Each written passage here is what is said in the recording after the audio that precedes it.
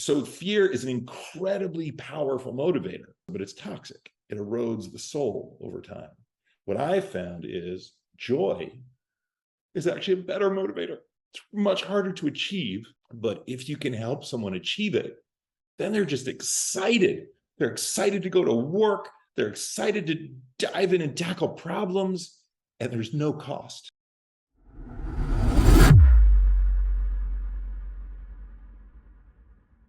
All right, Matt, it's great to have you here on the Learning Leaders Show. Welcome. Thank you, Ryan. Thanks for having me. Coaching is an interesting word. So people Yeah. think of it naturally. They probably picture a sports team. There's a football coach now, the season's going now, or basketball, whatever, sports team.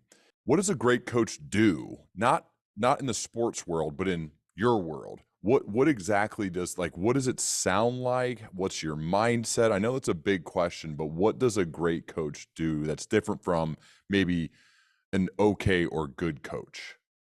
Yeah. Well, there's also what type of coach, Right. because it's almost like there's doctor. Well, what type of doctor? Is it an internist? Is it a brain surgeon? Is it, these are very different operations. So coach is this like catch-all term that can mean almost anything. And I sort of separate into two general categories. One is the therapist type person who's going to listen to your issues and your problems and your fears and your angers and just make you feel heard and reflect it back to you so you feel like, wow, this person really gets me, and may have some methods of, to work through your anxieties and fears. That's one, and very helpful. And I would say more of a therapist, making you feel like that being a CEO isn't so, you're not alone. You've got a thought partner who understands you.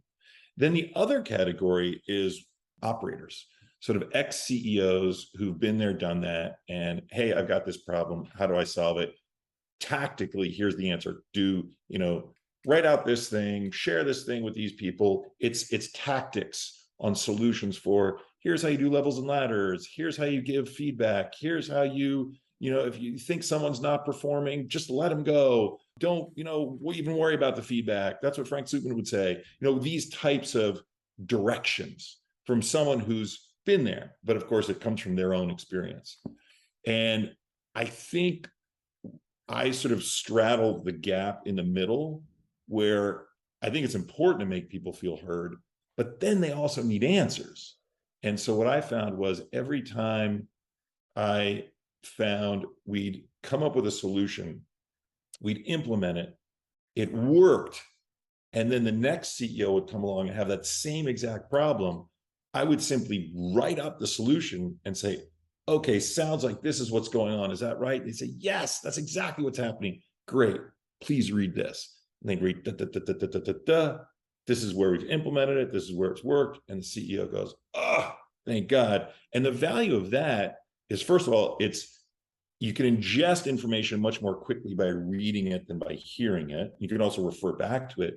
But even more importantly, you can share it with others. So then the CEO can say, oh, that really resonates with me. I really want to go do that. And they can share that document with their exec team, make sure their exec team is bought in before they roll out the solution. And also here's the instructions on how to roll out the solution. So I think that's the difference for me, which isn't much of a difference. It just means I write things down. That's all. In preparation for this, there are, I feel like, an unlimited amount of Google Docs that are connected to you, things that you've written. There's Q&As, there's videos, and then there's a lot written down by you. And you have your own method, which is branded really well. Can you walk through your mindset of writing everything down and basically using Google Docs? And you also have a book, but you could learn so much for free just by Googling your name. Literally, you could probably run a business just from reading the stuff that you've published online for free. Oh, and there are people who do. Yeah, I remember one time there was an investor who I talked to, and I said, what's the best performing company in your portfolio? He mentioned the company. I said, great, I'd love to meet the CEO and talk about coaching him. He said, great, connected us.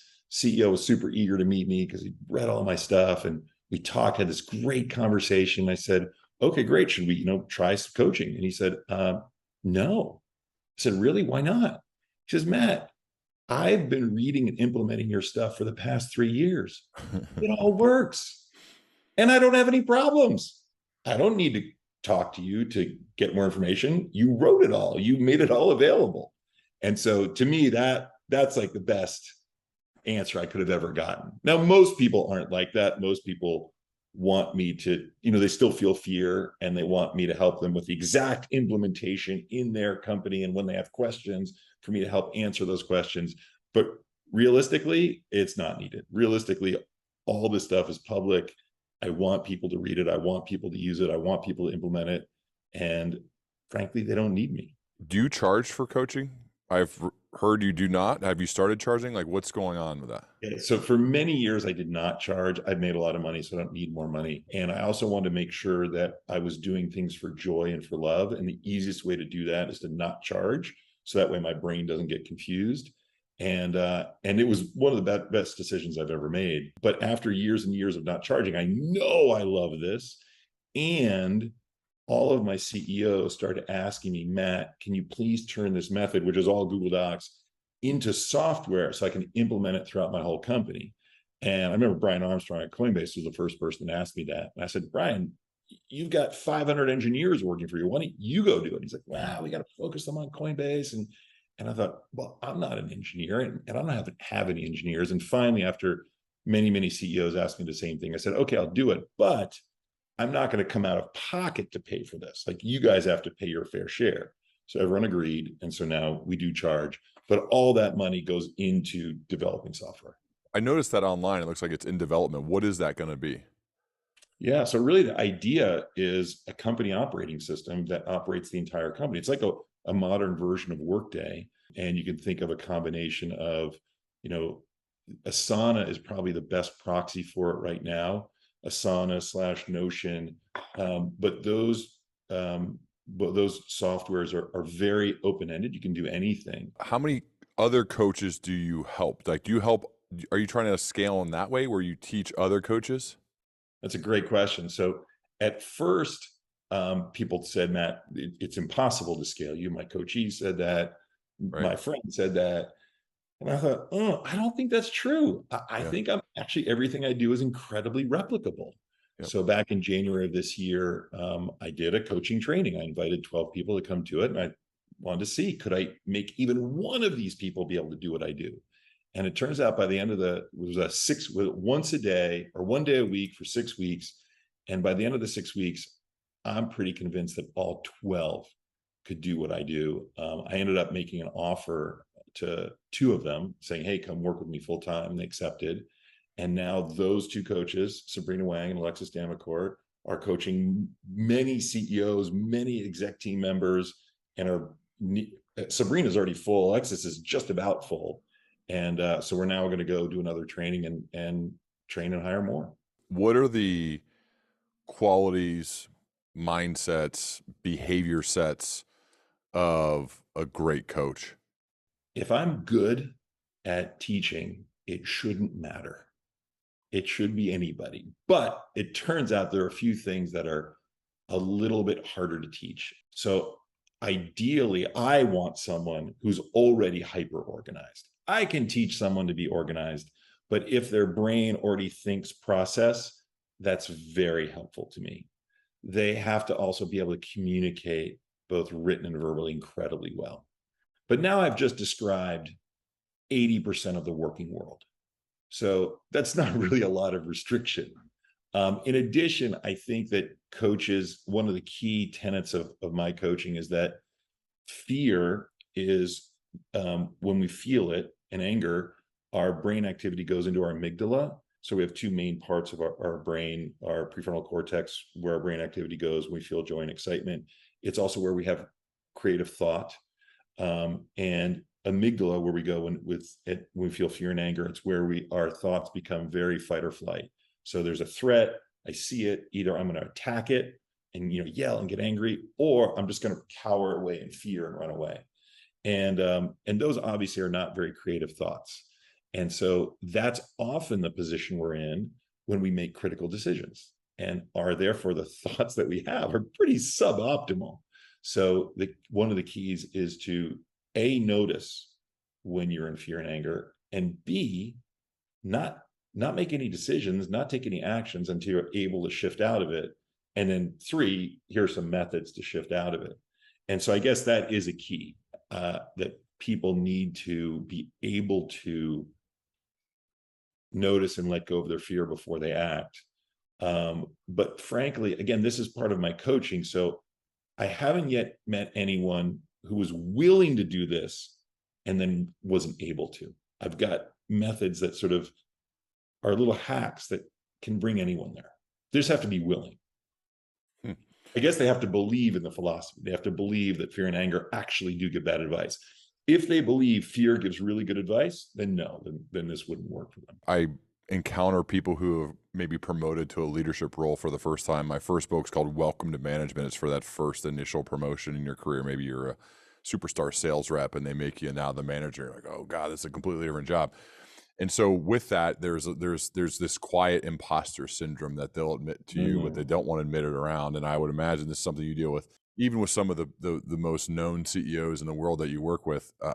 It's funny. I bet they still deal with it. What are some things that you've learned and how you've tried to help people deal with imposter syndrome? Yeah. Well, first of all, let's recognize imposter syndrome is not all bad. Mm-hmm. There's one CEO I coach who gets really great reviews on Glassdoor.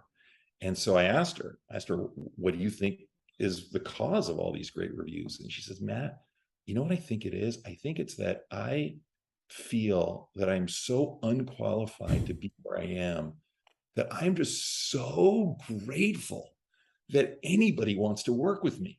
And so I let them know all the time just how amazing and grateful I am.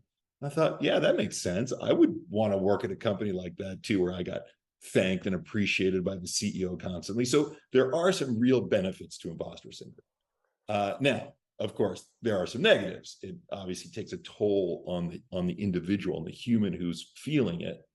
And it is just fear.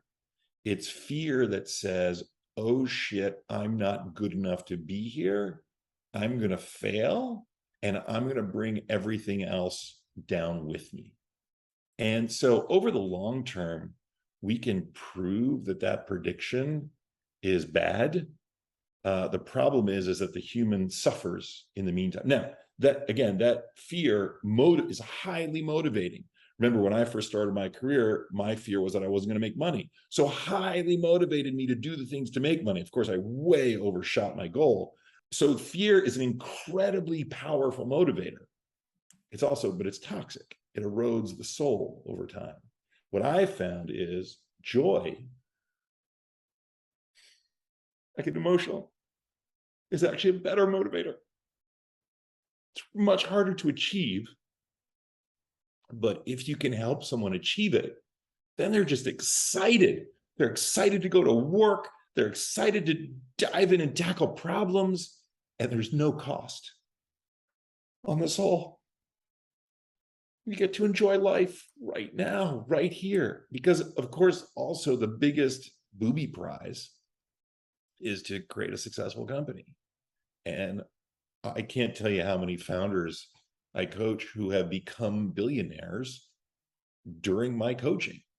It's sort of a natural progression. They own 10 to 30% of the company. The company ends up being worth $5 to $50 billion, and they become billionaires. And all of a sudden, there's this realization, oh shit, I am no happier than I was before. And because that's what people, they're all pinning their hopes on, all my problems will be solved if I can just become a billionaire. First it's 10 million, then it's 100 million, then it's a billion. But once you get to a billion, there's no other mark. No one says, oh, I'm a billionaire, but I'm not happy. But if I were a 10 billionaire, I'd be happy. No. Once you get to a billion, you realize, oh shit, the money actually doesn't do anything. And that's when they have to turn somewhere else. And that's when they have to sort of look inward and say, wow, what would make me happy today? Not in the future, but today. And once they start thinking about that and figuring that out, that's actually when satisfaction usually arrives. What is it about talking about joy that makes you emotional? I feel joy. So these are tears of joy. I love what I do. I love sharing with others that they can love what they do too. That's it. This is not Wow. sadness. This is joy. I mean, it's awesome, man. It's inspiring, dude, to see somebody who does. What brings you the most joy? Originally, it was just helping people and Yeah. really also becoming great friends. I become great friends with everyone I coach because there's this incredible intimacy. They share with me everything, their deepest, darkest pains and things that they feel deep shame about. And then we uncover it and we solve them, we heal them. And they ask me in reverse, they're like, Matt, I want to know about you. And so I share about me. So there's this depth that we get to very quickly, and we also have fun. I mean, I'm doing this for fun, so we're gonna laugh, we're gonna have a great time. That's required. That's not optional. And so yeah, so we become great friends, and that brings me a lot of joy. Lately, I have to tell you, because I've started this software company, one of my CEOs, I think, might be the best head of engineering CEO that I know of is a guy named Aaron White, runs a company called Blissfully, just acquired by Vendor specifically because Vendor wanted their engineering excellence. And there were other things that Blissfully didn't do great, the distribution side, but on the engineering side, they just crush it. And so I want to learn from Aaron. So I've been interviewing him. And one of the things he said really struck me. He said, Matt, when you create software, you actually haven't done anything. All you've really done, successful software that has product market fit, software that people really use to solve their problems, all you've done is create a prototype for the rest of the world to copy. And now, if there's a 3-person YC startup that can iterate faster than you can, then they're going to catch up to you and pass you, and their software will eventually be better than yours. And so, really, what you need is not to create software, but you need to create the fastest software development team on the planet. And yes, of course, you have to, solve customer problems and you got to get to product market fit, but that's table stakes. You have to do this also. And that really struck me. And I've realized that that's what I need to do too. So that's what I've been experimenting with now hard. And there's another CEO I coach. Her name is Wee Dang at Clipboard Health. I've learned a tremendous amount from her. She experiments so hard with so many radical things. I mean, I have a write-up on how to create product at a scaled company. It has some crazy ideas in it. One of the ideas is that once you do have a software that lots of people are using, it's going to be very difficult to iterate on it. So if you want to create new product, you actually have to take small teams like YC startup teams and go make them completely independent. They don't report into the head of engineering. They don't report into the head of product. They report directly to the CEO or someone who's outside of the chain of command of this behemoth over here. And in fact, what you should do is you should go create a separate C Corp for each of these new products. So they've got a separate name, separate legal entity, and that way they can experiment. They don't have a brand that they're trying to protect. They can do crazy things and it doesn't hurt the main brand. And I remember about a month ago, someone read this doc and looked at it and said, Matt, these ideas sound amazing, but does anyone really do them? And I thought, well, no, nobody that I know has created these C Corps. Now, I do have coaches that have created little teams, but no one's created the C Corps. And then I talked to Wee Dang at Clipboard Health, and she said, oh yeah, I do. I've created 5 C Corps for the 5 new products that I'm creating. It's like, that's incredible. And then she went on to describe other things she's done. And one of the things she does, which I think is phenomenal, is that she not only creates separate entities for new products, she in the past has created separate teams for the same product. Because she says, man, I had this engineering team. I wasn't sure if they were performing well. I didn't know. And I tried everything I could, but I'm not an engineer. I couldn't figure it out. So I had a feeling they weren't performing well, but I didn't know. So I just hired an entirely new team, a small team, to do the exact same thing. And sure enough, whoop, the new smaller team way outperformed the old big team. And then she knew. And so I have started to do that now. We actually have 3 separate teams basically doing the same thing. And what I've noticed is the performance of the original team has improved dramatically simply because they see what the others are doing that's working and they simply copy it. And so now we've got 3 teams all performing incredibly well. That's kind of what gives me a lot of joy. Maybe the most joy right now is tinkering, experimenting in the software world, which I know nothing about, but I think I might actually now have the fastest software development team in the world. Could you take us inside a coaching session? What does it sound like? What are the questions you're asking? I realize it depends on first meeting, 100th meeting, everything in between. I don't know, maybe not. What's it No. like? What's it sound like? What are the questions you ask? What are maybe even some of the typical follow-up? How do they go? So what happens is when I take on a CO to coach, I tell them, you manage 1,000 people, but nobody manages you. You Right. don't report to anybody. You report to your board, but that's not really a reporting structure. You don't tell them everything, and so they're not really your thought partner. And theoretically, the people that you manage perform better because you manage them. So now you, CEO, are going to report to me. I'm now your manager, and I'm going to show you how I manage. And we're going to have 3 one-on-one meetings. And if at the end of those 3, your life is better, then you know that my method works. You can simply copy and paste whatever you like and use it in your own reports. And then we'll do 3 meetings with your team. And if suddenly your team performs better, then again, you can copy and paste what you like and continue using it with your team. And so that's it. We just do one-on-ones as any manager would. And I find that there are 3 critical components of a meeting in a one-on-one. One is accountability. I want to make sure you did the things you said you're going to do. I also want to make sure you declare your highest priority actions towards your goals, because I find that that act alone will cause you to be proactive during your work week as opposed to reactive to other people's requests. And that can all happen asynchronously. In the first meeting we do it, I show them how to do it. But by the 3rd meeting, they're all writing that up before the meeting happens. I'm looking at it before the meeting happens. We don't even use meeting time for that.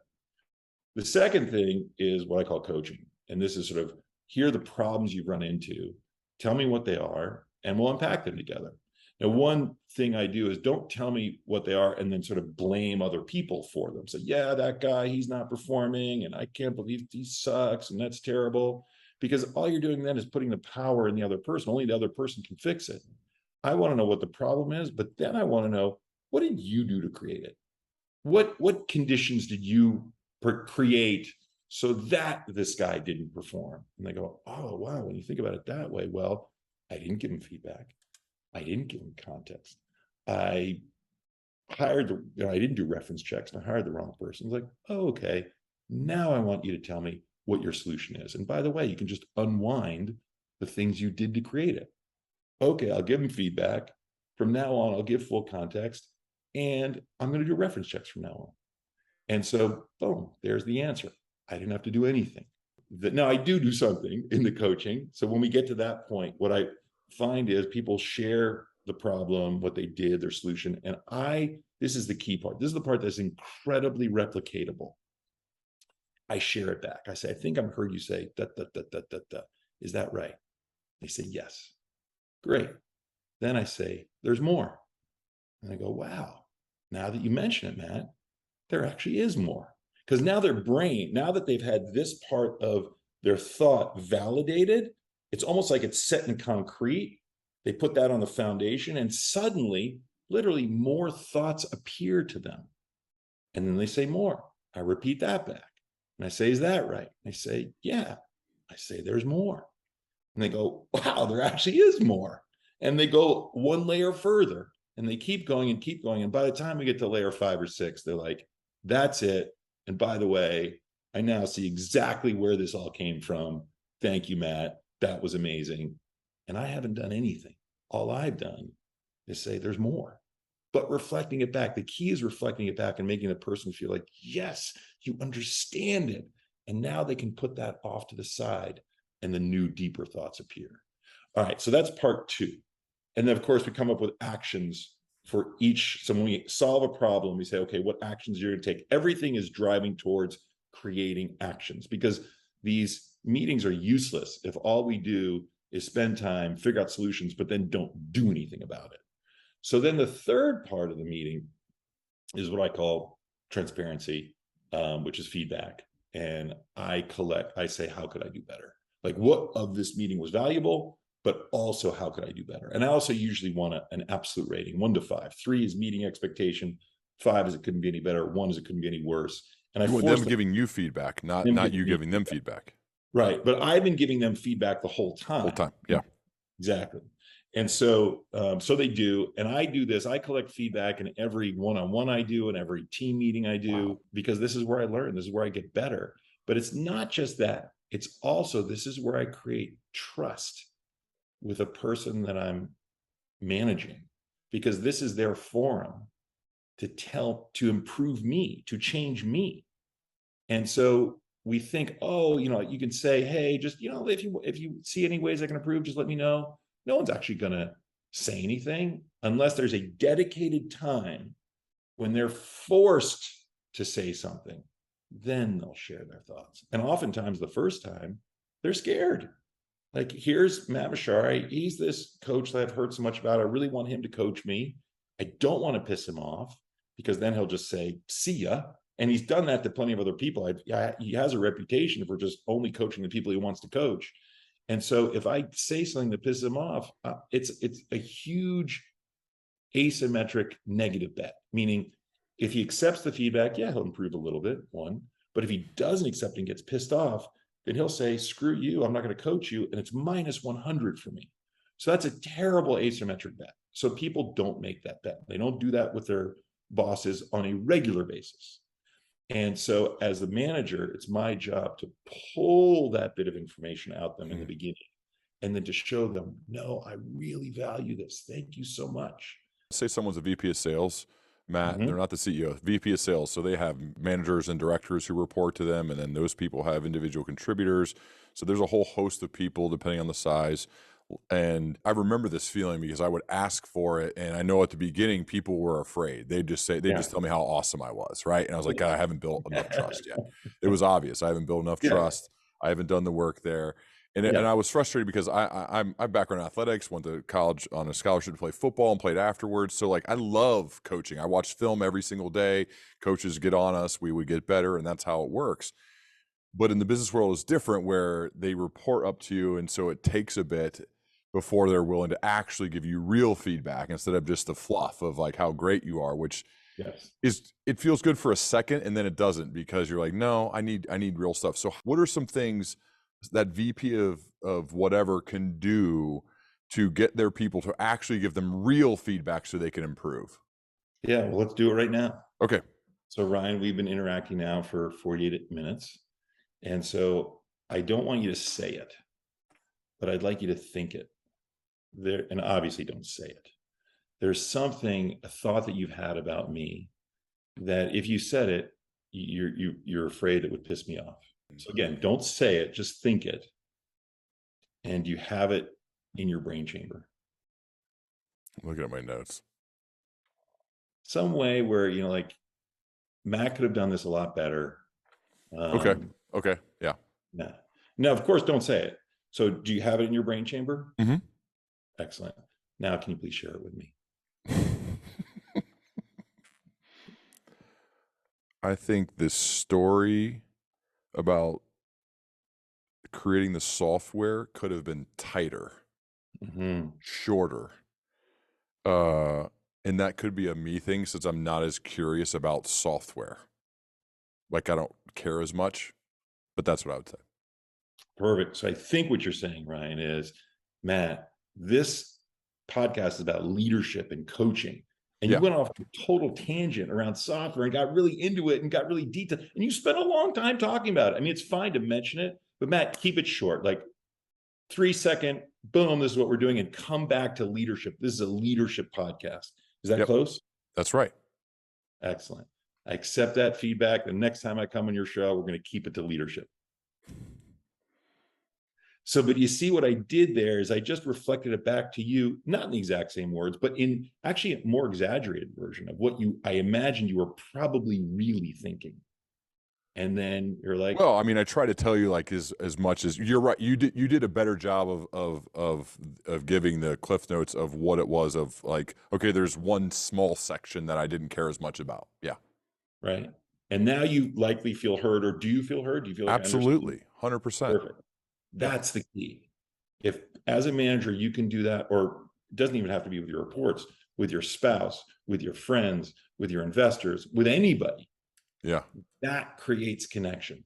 That makes people, this guy gets me. It's Yeah. actually more important than accepting or acting on the feedback. So if I get you, you can say, hey, Ryan, I appreciate you saying that. I don't accept that. I'm not going to do it. And here's why. You'd be kind of okay with that because at least I understood you. Yeah. But Yeah. in this case, I do accept it, so I will act on No, I appreciate. I think the main thing though in that regard is if I would have given you fluff, like Matt, I don't really have any feedback. This has been killer. Like the whole thing, I was like searching and reaching for it because I wanted to be a good sport. I wanted to play along. But at times I've asked that. Usually it's the beginning of your time working with a newer team, it. and you Yeah. get back like, dude, this is great. That speech was awesome, or the town hall. Yeah. You know what I mean? So I think I like how you modeled that though to say, think about it in your head. Okay, now will you say it? And it kind of makes you say like, well, I want to do a good job for him. Like I want to have something to present to him, you know? Exactly. There's a Yeah. slightly more brutal way, can add a little bit more pressure. I have said to people, and this is true, that I can't fully trust you until I hear your full feedback. Yeah. And if you don't give it to me, then there's only one of two possibilities. Either you think I'm perfect and I'm God, which I'm clearly not, Yeah. or you're withholding. So Yeah. until you give me that first bit of harsh feedback, I'll assume you're withholding. So, and that does put pressure on people. Let's say you're meeting somebody who's earlier in their career, maybe in their like mid-20s, college grad, want to do great in the world, not really sure yet what they want to do, but they do want to do good. They want to leave a positive dent in the world for people. What are Yeah. some general pieces of life slash career advice you'd give to that person? Yeah. So two thoughts. One is a lot of people say, Matt, I want to make money, I want to have fun, I want to do good all in one. And I say, when you're starting off, don't try to optimize for all three because you'll optimize for none. Yeah. So pick the order you want to go in and then optimize for the first one. Likely, frankly, making money is probably going to be the most important thing up front because you don't have any yet. And then whichever category you pick, then I find that it's easy. This is the advice my dad gave me, and I follow it to this day. As when I went off to college and I was choosing my classes, he says, Matt, don't choose the subject matter. Instead, ask the upperclassmen who the best teachers are and just Oh, take whatever classes they're teaching. And so that applies in life. Find out who the great managers are, the great people are. Like, who cares what business they're in? Who cares what department they run? It just doesn't matter. And just go learn from them. And I find the best way to learn from someone is to shadow them, is to be a fly on the wall. And it turns out there actually is a job where you get to be a fly on the wall. And it's called chief of staff. And that's the way it's the onboarding for chief of staff is you simply observe the person you're going to be helping for 1, 2, 3 months. You have access to their email, you sit in their meetings until you can think like they think because you see the information coming in, you see the decisions they make, you start to make the correlations, and then you can start doing tasks for them. I find that to be the single best job in a company, and I would do it for the CEO.